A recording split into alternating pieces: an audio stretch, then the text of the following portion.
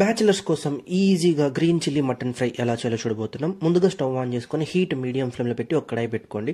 అందులోకి 200 ml oil add చేసుకోండి. ఆ తర్వాత 1 స్పూన్ ఆవాలు, 1 స్పూన్ ఉద్దిపప్పు, 1/4 కిలో చిన్న ఎర్రగడ్డలు, ఆ తర్వాత 1 ఇంచు అల్లము, కొద్దిగా తెల్లగడ్డ పాయలు, ఆ తర్వాత 7-8 పచ్చిమిరపకాయలు ఇందులోకి యాడ్ చేసుకొని 10 నిమిషాలు మీడియం ఫ్లేమ్లో బాగా మగ్గించుకోండి.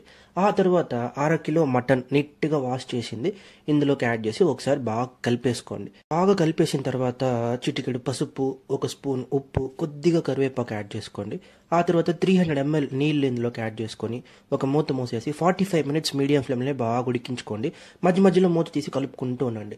ఆ తర్వాత 1 స్పూన్ మిరియాల పొడి ఇందులోకి యాడ్ చేసి ఇంకొకసారి బాగా కలిపేయండి. కలిపేసి ఒక 10 నిమిషాలు మళ్ళీ మీడియం ఫ్లేమ్లో బాగా ఉడికించి ఫైనల్గా కొత్తిమీరతో గార్నిష్ చేసి 5 నిమిషాలు ఉడికించి స్టవ్ ఆపేశారంటే మన గ్రీన్ చిల్లీ మటన్ ఫ్రై తయారు. వేడి వేడి తెల్లనంలో కలుపుకొని తిన్నారంటే టేస్ట్ అద్దరిపోద్ది. సో మీరు ట్రై చేయండి. ట్రై చేసి టేస్ట్లోకి వచ్చిందో కమెంట్ చేయండి. రెసిపీ నచ్చినట్లయితే మన ఛానల్ని ఫాలో చేసుకోండి. Tada bye.